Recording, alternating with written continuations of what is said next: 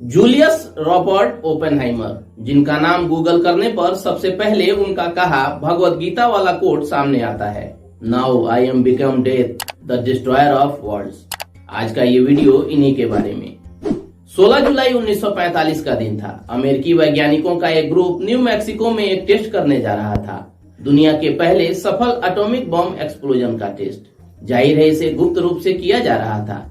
दुनिया इसे अब मैनहट्टन प्रोजेक्ट के नाम से जानती है।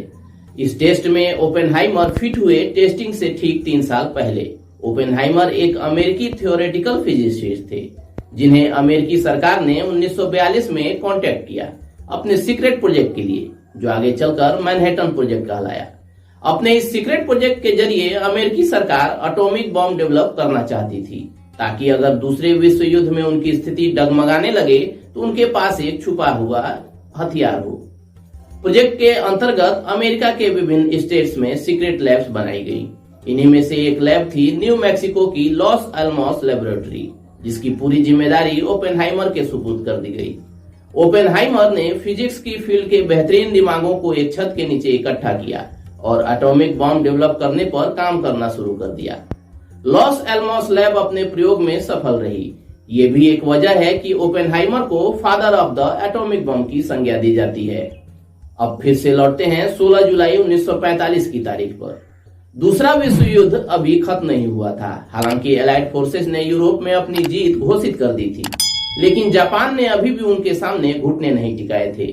जैसा अमेरिका चाहता था वैसा हुआ भी।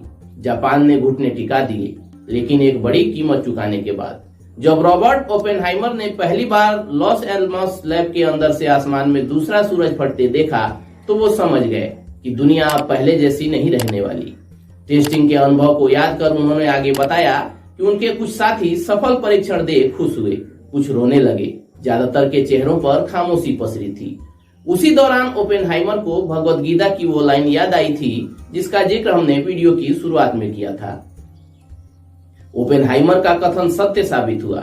इसका नमूना दुनिया ने उसी 6 अगस्त को देख लिया, जब अमेरिका ने जापान के हिरोशिमा शहर पर एटॉमिक बम ड्रॉप किया। इस पर हमने एक वीडियो बना रखी है, लिंक डिस्क्रिप्शन में मिलेगा, जाकर जरूर देखें। जिसकी बदौलत 90% शहर का सफाया हो गया। करीब 80,000 से ज्यादा लोग मारे गए। लेकिन अमेरिका सिर्फ यही नहीं रुका। हिरोशिमा पर बम गिराने के 3 दिन बाद ही ठीक वैसा ही हमला जापान के दूसरे शहर नागासाकी पर भी किया, जहां 40,000 लोग मारे गए और आगे चलकर लाखों एटॉमिक बम की रेडिएशन का शिकार होकर मारे गए। इतनी भारी क्षति झेल चुके जापान ने समर्पण कर दिया। अमेरिका विजयी रहा, लेकिन किस कीमत पर?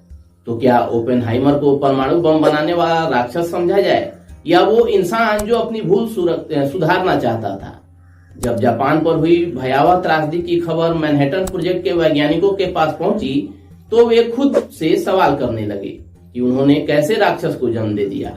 ऐसे ही सवाल लेकर ओपेनहाइमर तब के अमेरिकी राष्ट्रपति रहे हैरी एस ट्रूमन के पास पहुंचे। वो चाहते थे कि परमाणु हथियारों को अंतर्राष्ट्रीय कंट्रोल के तहत लाया जाए, लेकिन ट्रूमन ने ओपेनहाइमर की बात मानने से साफ इनकार कर दिया।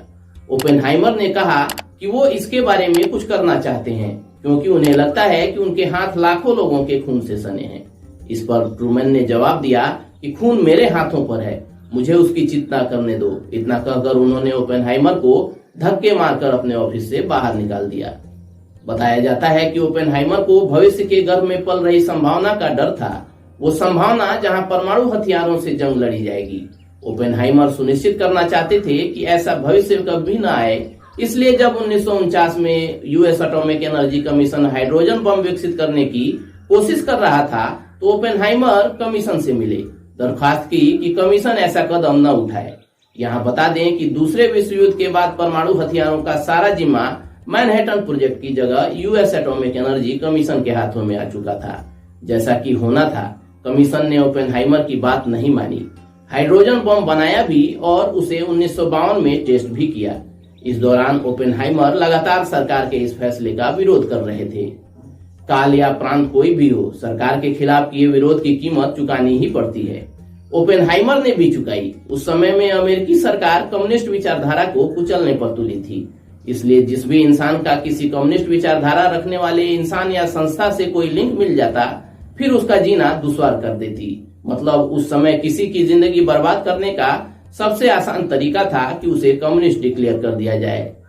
तो ओपेनहाइमर के साथ भी सरकार ने यही किया, उन्हें ब्लैक लिस्ट कर दिया गया। सरकार के इस लांछन का बोझ ओपेनहाइमर अपनी मृत्यु के समय तक उठाते रहे, जब लोग उनकी मृत्यु के बाद तक उन्हें सोवियत संघ का जासूस समझते थे।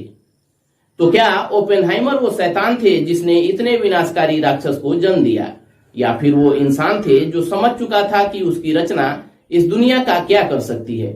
आप चाहें तो अपने जवाब कमेंट्स करके हमें बता सकते हैं। चलिए दोस्तों, आज के इस वीडियो में इतना ही। मिलते हैं अगले वीडियो में, तब तक keep searching for knowledge and try to be a kind person, and most important, please wear mask and follow कोविड-19 गाइडलाइंस।